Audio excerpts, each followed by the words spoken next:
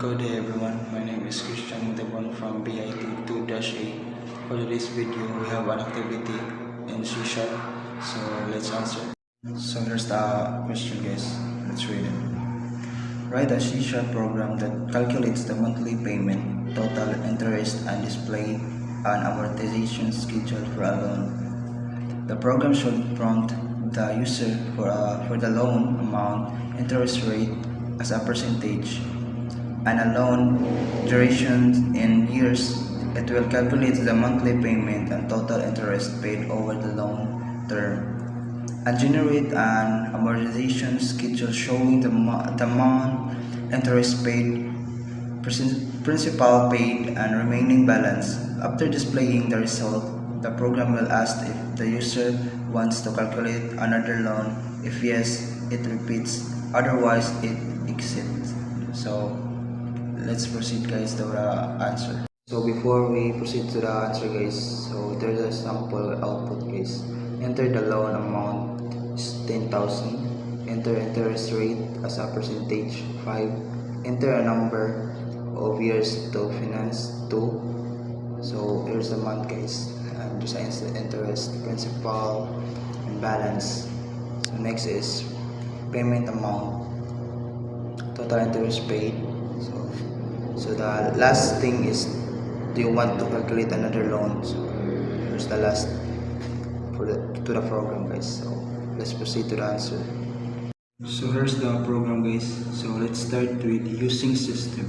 So using system is a directive that tells the compiler to include the system namespace in the program.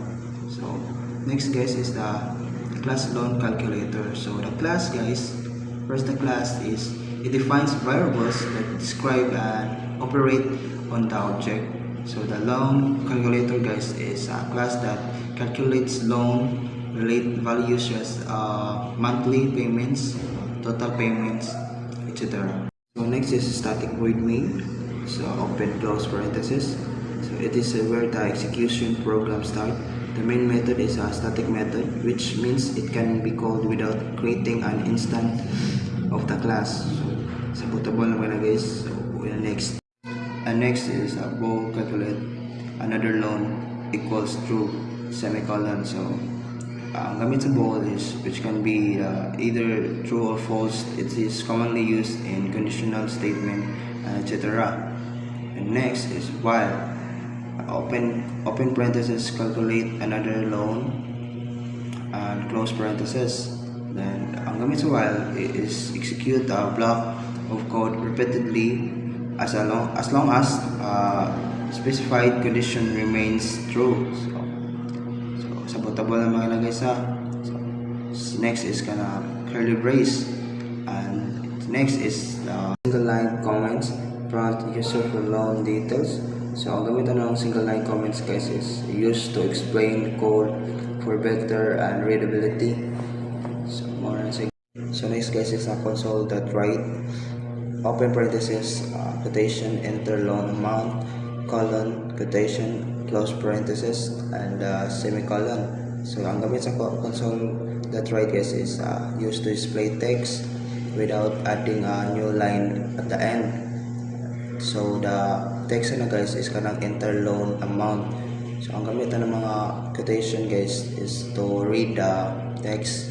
So next is the double loan amount equals, convert that to double, open parenthesis, close, console that red line, open close parenthesis, close, then the semicolon. So ang gamit sa double guys is a floating point data type used to store numbers with decimal points. Ang mga double guys is gamit po na siya sa mga mathematical. Next guys is convert that to double. So convert a given value into a double. So next is the console that red line, open and close parenthesis. So it's used to read a line of text input from the console. It waits for the user to input data and press the enter. So readable lang guys is kanang gamit sa red line guys is to input the data mo wait pa siya sa user mo para mo-input ang data guys. Una siya mo gana. The next is console.write open parenthesis quotation enter interest rate open as a percentage close colon quotation close then the semicolon. And the next is the double annual interest rate equals convert that to double open console that red line open and close parenthesis close then the semicolon. So ang gamit sa annual interest guys, so it's used as a priority or variable name to represent the interest rate for a 1 year. So next is the console.write open then the quotation enter number of the year to finance colon then the quotation then the close then semicolon. Next is the end number of year equals convert that to end 32 open console that red line open close then the close. The last is the semicolon. So ang gamit sa end guys is a data type that represent a 32-bit signed integer. So siya mabuta sa number of year na to is. So the next is calculate of the payments and monthly interest rate. So end number of payments equals number of year times 12 the semicolon. Then 12 is the so pila magka month ang sa ka year. So 12 ibutan mong 12 ya. Next is double monthly interest rate equals open parenthesis annual and interest rate then the single line comments 100 close parenthesis then the single line 12 then semicolon.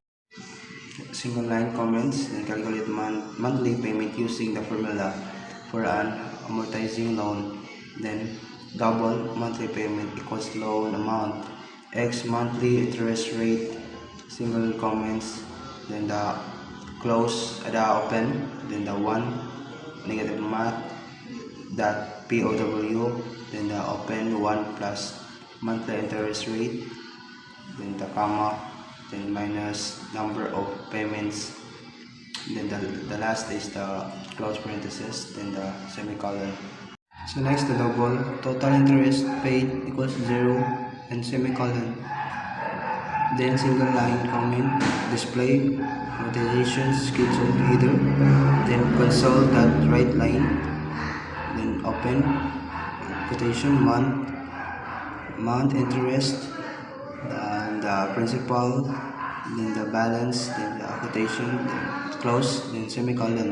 For the T interest is like total interest then the T principal is like total principal then the T balance is total balance.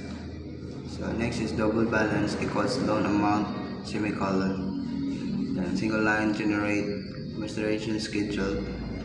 Next is for open and month equals 1 semicolon month less than equals number of payments semicolon month then plus then close parenthesis. So 4 guys is used for executing a block of code multiple times typically with a counter. Then the plus guys is used to increase variables value by 1. So month like January is 1 then the February is 2 then the curly brace double interest equals balance x monthly interest rate semicolon double principal equals monthly payment negative interest then semicolon. Next balance negative equals principal semicolon total interest paid positive equals interest semicolon.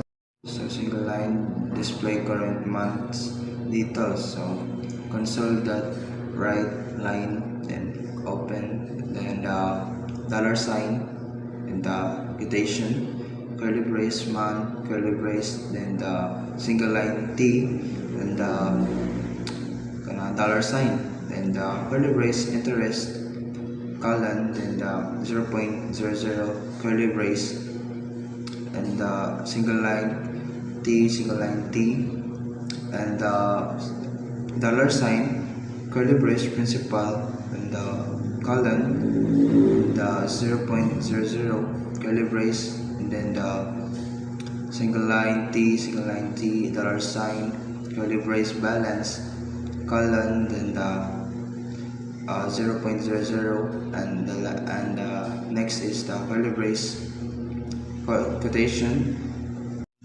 close parenthesis, and the semicolon. So ang gamit sa dollar sign kaya use word string interpolation, which allows you to embed expressions inside a string. And ang gamit sa single line T is an escape sequence that represents a tab character, and typically equivalent to 4 or 8 space in a string. Then next is display curly brace, display total payment and total interest paid. Console that right line, open, then the dollar sign quotation, then the single line and payment amount, colon, then the dollar sign, curly brace monthly payment, colon, 0.00 curly brace quotation, and the close parenthesis na semicolon. Console that right line, open, then the dollar sign quotation, total interest paid, colon, then the dollar sign, then the curly brace total interest paid, then the colon, then the 0.00 curly brace quotation, close parenthesis, then the semicolon, asked if the user wants to calculate another loan. So console that right, open, quotation, do you want to calculate another loan, yes or no, then the colon, then the quotation, close, then the semicolon. Then magamit ang string response equals console that red line, open, close, that to lower, open, close, semicolon. And if open response exclamation mark equals colon, and the quotation y quotation, and the close parenthesis. So magamit ang if the condition is true, and the curly brace calculate another loan equals false, semicolon. Then console that right line, and open quotation, thank you for using the loan application, then quotation, then the close, and then the semicolon, and then the curly brace. So that's all, and then para na to ang atong code. Here's the code, guys. Para na to, enter na to amount. So let's try 10,000. Percent is 10 or 5 like 1 year. So here's the result, guys. So I hope namin nasabtan or namin nakatanan. So thank you for watching. Thank you.